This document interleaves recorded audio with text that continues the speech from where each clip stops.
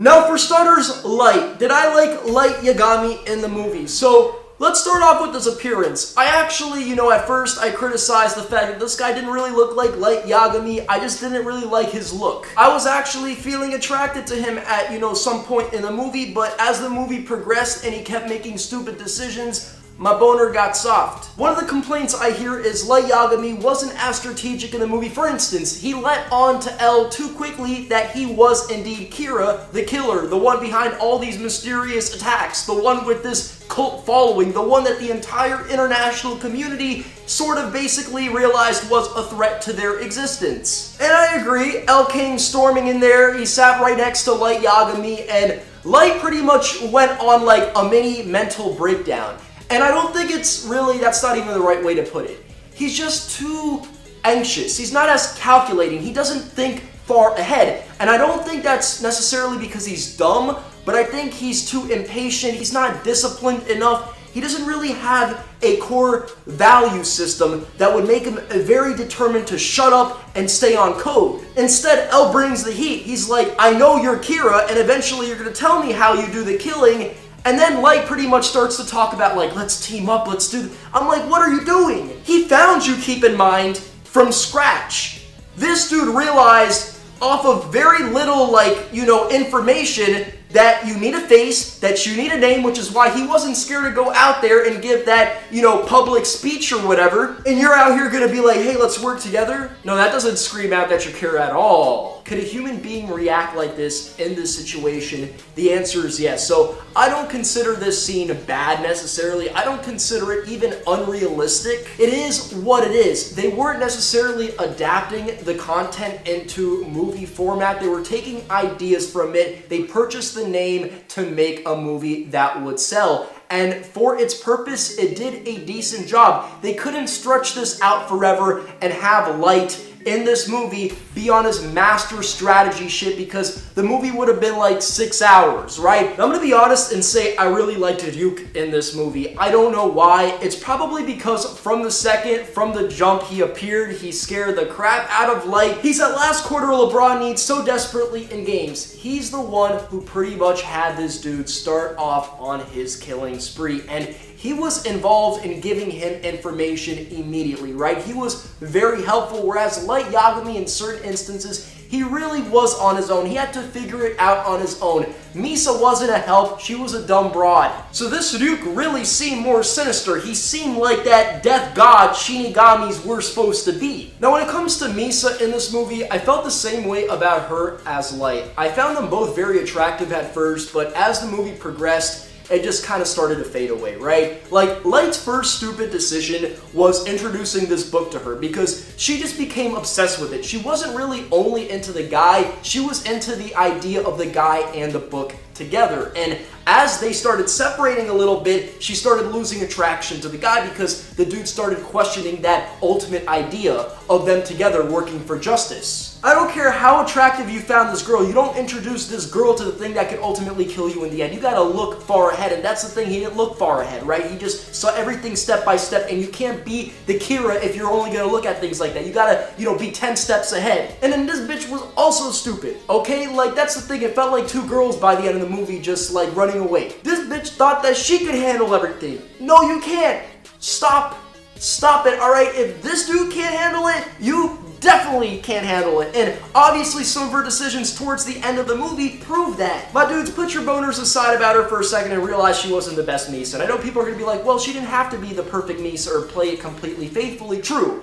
But if L is gonna have a similar personality to L, and Light's gonna have a similar personality to Light, although not as good of course, why wasn't Misa the more faithful, obsessed chick that she was in the manga? Now, the special effects in this movie, if they got one thing right in this movie, it was the special effects. Those gruesome death scenes. The first scene literally opened up with a decapitation, right? Dudes, you saw the bone and it hooked you in a way, right? And if you're a Death Note fan constantly worried about how faithful it's gonna be, it at the very least disturbed you long enough to forget about that shit for 10 seconds, don't lie. And it didn't end there. You had people falling off buildings, you had people getting electrocuted, people getting offed by the firing squad, right? That the cops just stormed in there. Wata, you almost gave us that name we so desperately needed. I felt like it was a misjustice to have Watari die off screen, because I actually cared about this character. I wanted to see him get, like, savage. Like, that would have, like, emotionally traumatized me. Like, that's what I want. Like, I wanted to see Watari get, like, you know, all the bullets just hitting him and, like, the blood gushing everywhere. Like, I wanted to see Watari die in a tragic way. But they really didn't give us the Watari death scene that we wanted. They weren't trying to make us hate Light that early on in the movie, though, so I get why they shifted it off. Because, you know, L and the relationship with Watari and how L ended up crying, and man, like, when you saw him grab the gun, you really thought L was about to go in and rip this dude a new one. I might have joined L's side. I might have joined the police force for a second, and Lord knows I didn't want to do that. Lord Kira-sama. The romance in this movie started off really nice. It was like the picture-perfect dream, the cute girl, cute guy, a book that can kill evil pedophiles. What could possibly go wrong, right? Well, the relationship ends up getting really toxic towards the end, and for instance, when she apologizes about the fact that, you know, maybe she insinuated that Light should kill off his father, it just came off so fake to me. Like, I love you. Oh, can you lend me the book? By the way, if anything, the difference between Misa and the manga and Misa in the movie was that in the movie, she was obsessed with the book. Alright? In the manga, she was actually obsessed with the guy. Although I must stress, those kissing scenes at the beginning, they were kind of hot. Now, a lot of you guys want to know what I think about L, because when it came out that he was going to be a black dude, a lot of people reacted some type of way. It was a very polarized reaction. Black dudes loved it. Everyone else was kind of like on the fence about it. My whole thing is, yes, when I think of L, right, the perfect version of L, I think of that English dude sipping tea with that spiky black hair with those soft facial features, so I get it, right? And he has that personality where he's shaking, he has, like, you know, he has actual health problems, right? And honestly, when L died in the manga, I felt bad about that, because you could see, like, a friendship was being built between L and Light. But here's the thing, guys, the movie did a good job because they didn't have that time to build up that long-lasting relationship. They didn't have the time for you to connect to the character of L the same way as you did in the manga. So to me, this L actually did a good job. I know you could hate on me for saying that. I actually think L did a pretty damn good job. And no, the fact that it was a black dude did not ruin this character for me. The scenes of him eating sweets were absolutely hilarious, right? Now, they didn't have the chip scene, so I was a little tiny bit disappointed about that. But for instance, his connection with Watari, oh my god, I loved it. Like, this dude can cry and be very emotional, like,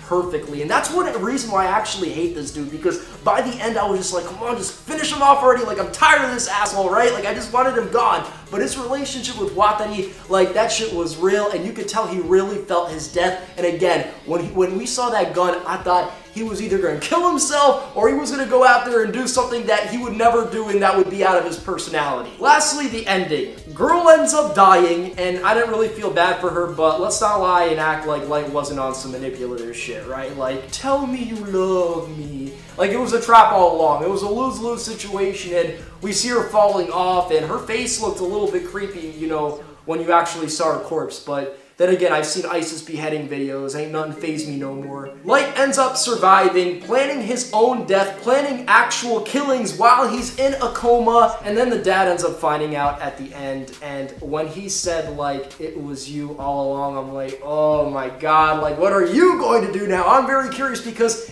the dad, like, even though he's kind of irrelevant, and I didn't speak too much on him, he really did try and give lessons early on to Light that he simply would not understand, because he doesn't really understand how power corrupts somebody, how certain decisions, like how things aren't black and white, and you can't have really true justice in every situation. In fact, the second you think that you can commit true justice everywhere, you end up, like, not being able to do that. You end up getting caught in a trap, and you end up making decisions that actually harm people. The moment between those two was really touching, and even though I didn't speak too much on the father, I really liked him in the movie, and I loved it when he started, you know, beating down on L, like, on the kitchen table, like, how dare you, I'll kill you right here, man. I love that so much, and part of me really wanted to see L just, like, have his neck snapped, because dude was annoying. Like, I was trying to see my boy Light survive. And then the chase at the end of the movie where L gets out of the cop car, starts running after him, man, like, I was there every 5 seconds, like, you know, really hoping Light could get away. And when one of Light's followers ended up knocking this dude out, I'm just like, this could not have gotten any better, man. Like, this was absolutely hilarious. Like, how freaking ironic. Like, I need me some cult followers like that. I was actually at a KFC tonight, and some dude bumped into me, and he was like, Abdullah Hesse, and like, dude wanted to fight me over nothing. Like, he was actually waiting on me to finish the chicken. And keep in mind, it was like 2 in the morning. There was some other dude, you know, speaking like Abdullah Hesse. And like, I was thinking like, at this time, I could really use a death note right now. Be on some really emotional shit like, my friend, tell me your name. You know, like, I understand where are you from. You know, just like speak to him heart to heart. Grab his name and fucking finish this dude off, man. Like, how dare you try to fight me over some fucking chicken? When it comes to the Death Note Netflix movie, I'm gonna have to give this 7.5 out of 10. I feel like you can't compare the manga to this. I feel like if you've never watched the anime, you've never seen the manga, you would enjoy this movie. And the movie, it ain't so depressing. And to be honest with you, they almost set it up like there could be another movie. So I actually relatively enjoyed this, taking out my love of Death Note, right? I'd give this a 7.5. Tell me what